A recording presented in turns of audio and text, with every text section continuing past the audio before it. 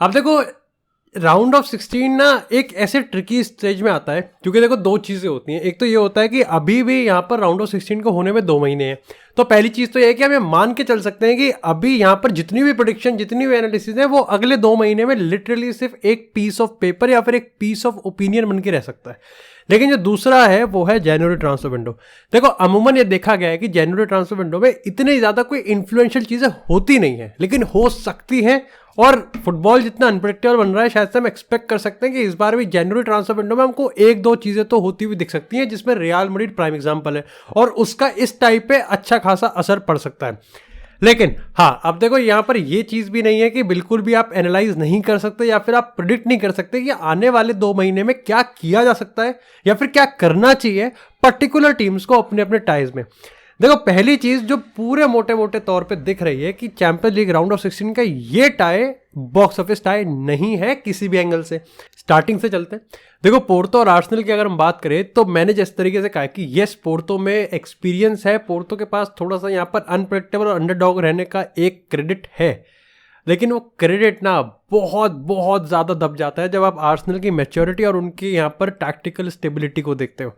Arsenal अच्छा खेल रही है, लेकिन अब आपको यहाँ पर पिछले कुछ टाइम से जो डिफरेंट है वो आपको ये समझना पड़ेगा कि आर्सेनल अब कंसिस्टेंटली अच्छा खेलते हुए जा रही है। और यहाँ पर दूसरी चीज़ ये कि उनके पास अभी इंजरीज का भंडार भी नहीं है, तो जो इन्फ्लुएंशियल प्लेयर उनके यहाँ पर हैं उन पे वो आने वाले 2 महीने में अगर रिलाय कर जाएं तो डेफिनेटली यहाँ पर आर्सेनल को रोकने से कोई नहीं रोक सकता। और आर्सेनल के लिए अच्छा भी था। काफ़ी सारे लोग कह रहे थे कि आर्सेनल चैंपियन लीग में वापसी कर रही है तो डीप रन आना चाहिए, डीप रन आना चाहिए। बेसिस मिल गया, एफसी पोर्तो को हरा के सीधा क्वार्टर फाइनल का टिकट कटेगा। अगला गेम काफ़ी इंटरेस्टिंग है, ये है नेपोली और बार्सिलोना का, और ये one of the very few unpredictable games है। देखो मैं ना यहाँ पर इस मामले में और इस ओपिनियन में बिलीव रखता हूँ कि बार्सिलोना को जस्ट बिकॉज वो यहाँ पर स्ट्रगल कर रहे हैं, आप यहाँ पर उनको काउंट आउट नहीं कर सकते। अब तुम में से काफ़ी लोग यहाँ पर इस चीज़ को काउंटर कर रहे हैं कि ये तो आप नेपोली के रिगार्डिंग भी बोल सकते हो। देखो नेपोली में आप कह सकते हो कि क्योंकि दोनों ही टीम्स का बट्ठा बैठा हुआ है, दोनों ही टीम्स की धी पिटी हुई है, लेकिन there is a fine difference जो कि नेपोली और बार्सिलोना के प्रोजेक्ट में, and there is a reason why कि मैं बार्सिलोना को क्यों यहाँ पर थोड़ा सा ज़्यादा फेवर कर रहा हूँ। पहली चीज़ तो यह है कि नेपोली में फेरबदल बहुत कुछ हुआ है। नेपोली में आप कह सकते हो कि यहाँ पर उनका मैनेजर जिन्होंने इतने सालों बाद स्कूडेटो जितवाया था वो छोड़ के चले गए। दूसरी चीज़ थी कि ओसिमन के अराउंड यहाँ पर स्क्वाड को ज़्यादा यहाँ पर और आपने मैग्नीफाई नहीं किया और आपने यहाँ पर अच्छा नहीं किया, बल्कि आपको किम मिन-जे और चला गया।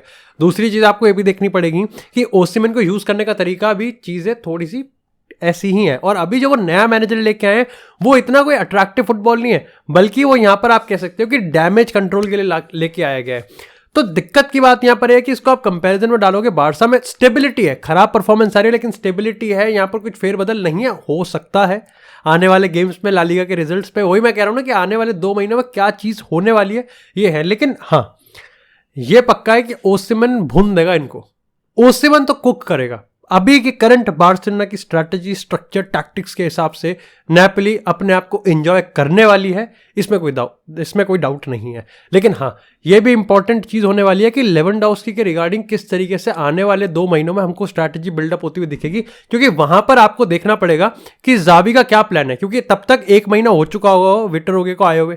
ऐसे में यहाँ पर क्या प्लान है, क्या स्टाइल है, क्या यहाँ पर चेंजेस किए गए हैं, ओरियल रोमियो का क्या हिसाब है, ये मिडफील्ड डायनामिक्स किस तरीके से है, तो ये मैच है। लेकिन मेरे को लगता है कि यहाँ पर अभी भी पलड़ा बारसा का ही भारी है और बारसा को इस मैच की ज़रूरत है, क्योंकि अगर ये मैच आप जीत गए तो वापस से ज़ावी का तख्ता पलट हो जाएगा। लेकिन ज़ावी टिकेगा तब तक नहीं, वो डिपेंड करता है कि बीच के मैचेस कैसे हैं। इसी के साथ अगर बात करें यहाँ पर पीएसजी वर्सेस रियल सोसिएडाड की, पीएसजी को तो खुश होना ही नहीं चाहिए। मेरे को लगता है इस ड्रॉ से अगर किसी को खुश नहीं होना चाहिए तो वो पीएसजी ही है। पीएसजी एकमात्र ऐसी टीम है जो प्रेस रेजिस्टेंट नहीं है इस कॉम्पिटिशन में, या फिर मैं कह सकता हूँ कि सबसे गई गुजरी गलीच टीम है। और रियल सोसिएडाड एकमात्र या one of the very very few teams है जो कि प्रेस में और टर्नओवर्स में फटाफट से बॉल छीन के कितनी जल्दी आप अटैक करोगे, उसमें रियल सोसिएडाड यहाँ पर डेफिनेटली बहुत तगड़ी टीम है। जो तुम लोग सोच रहे हो वही मैं सोच रहा हूँ कि एम्बापे फैक्टर जो है ना वो रियल सोसिएडाड को 2 मिनट में खा जाएगा। लेकिन मेरे को यहाँ पर लगता है कि रियल सोसिएडाड को चांसेस ना अपने बहुत क्लिनिकल लेने पड़ेंगे, क्योंकि ये तो कंफर्म है कि पीएसजी को बहुत सारे चांसेस चाहिए होते हैं कन्वर्ट करने के लिए। आप ये भी कह सकते हो कि पीएसजी में किलियन एम्बापे के अलावा ज़्यादा से ज़्यादा 0 भरे हुए लंड प्लेयर भरे हुए हैं, ये कंफर्म है। लेकिन एक चीज और कंफर्म है कि ये मैच एक बहुत हाई फ्लाइंग होगा, लेकिन लुइस एनरिके के टेन्योर के लिए भी बहुत इंपॉर्टेंट है, क्योंकि अभी के लिए जो लुइस एनरिके के साथ किया जा रहा है वो है long term planning, long term planning, long term planning. लेकिन अगर आप यहाँ पर स्ट्रक्चर या टैक्टिक्स ही बिल्ड नहीं करोगे तो ये लुइस एनरिके की सीवी को भी खराब करेगा। खैर पीएसजी की तो हम सब मिलकर लेंगे ही। फिर मेरा यहाँ पर पूरे तरीके से मेरा रियाल सोसिएडाड की तरफ है कि ओह क्या चाय बनाई है। रियाल सोसिएडाड यहाँ पर जीतने वाली है। इसके साथ मेरे को लगता है one of the most unpredictable match आया है, इंटर वर्सेस एथलेटिको मैड्रिड। बहुत लोग एथलेटिको मैड्रिड को सपोर्ट कर रहे हैं, ग्रीजमन, सिमियोनी, ये कर दिया वो कर दिया। I am telling you, inter इस मैच में फेवरेट है, नॉट बिकॉज कि पिछले साल की चैंपियन लीग फाइनलिस्ट है, लेकिन उस मोमेंटम को, रिदम को किस तरीके से मेंटेन करा है इंजागी की टीम ने। ये जो यहाँ पर थुरम की और मार्टिनेज की टीम है, बरेला, द मिडफील्ड, कालानोग्लू का एक नया डेफिनेटिव एडिशन हमको देखने को मिल रहा है। ये जितना सुंदर बोलने में दिखता है ना, ये उससे ज़्यादा खूबसूरत खेलने में है। और आप कह सकते हो कि इंटर से आप बहुत कुछ एक्सपेक्ट कर सकते हो। मैं एटलीस्ट यहाँ पर सेमीफाइनल, क्वार्टर फाइनल तक देखता हूँ, सेमीफाइनल देखता हूँ इंटर का, तो समझ सकते हो लास्ट 4 टीम में मैं इंटर को रख रहा हूँ। इसके साथ पीएसवी डॉर्टमुंड, आई थिंक यहाँ पर एक अपसेट देखने को मिल सकता है, लेकिन मिल सकता है, मिलेगा कि नहीं ये डिपेंड करता है। दोनों ही टीम हाईली अनप्रेडिक्टेबल है, लेकिन यहाँ तक मेरे को लगता है कि डॉर्टमुंड का मैनेजर अभी करंट सिनेरियो में चल रहा है, चीज़ों को लेके जा रहा है, डॉर्टमुंड यहाँ पे क्लियर आउट कर सकती है। बस पीएसवी पे अगर वो हाई इंटेंसिटी गेम और आपने क्लिनिकल फिनिशिंग कर दी तो मज़ा सा आ जाएगा। हाउएवर मेरे को लगता है डॉर्टमुंड। अगेन लाजियो और बायर्न का एक ऐसा गेम है जहाँ पर काफ़ी लोगों को गुंजाइश सी लग रही है कि बायर्न यहाँ पर अपसेट हो सकती है, शिकार हो सकती है। उसके पीछे 2 रीज़न मैं आपको बता देता हूँ। एक टैक्टिकल रीज़न मैं बता देता हूँ, एक स्टोरी लाइन रीज़न। पहला टैक्टिकल रीज़न ये है कि लाजियो का अगर आप सेटअप देखोगे तो वो एंटी काउंटर है। लाजियो में मॉरिजियो सारी मेक श्योर करके रखता है कि उसकी टीम काउंटर पे गोल ना खाए, ये उसकी टीम की खासियत है, ये पक्की बात है। वो ही चीज़ उधर स्ट्रॉन्ग है।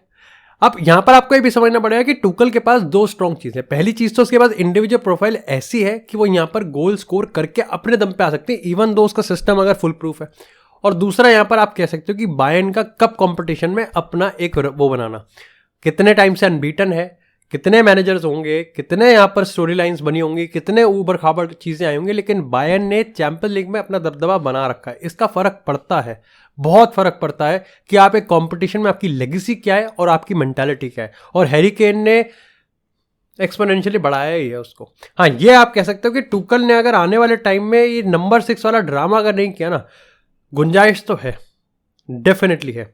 इसी के साथ अगर बात करें सबसे टफ मैच की, कोपेनहेगन वर्सेस मैन सिटी,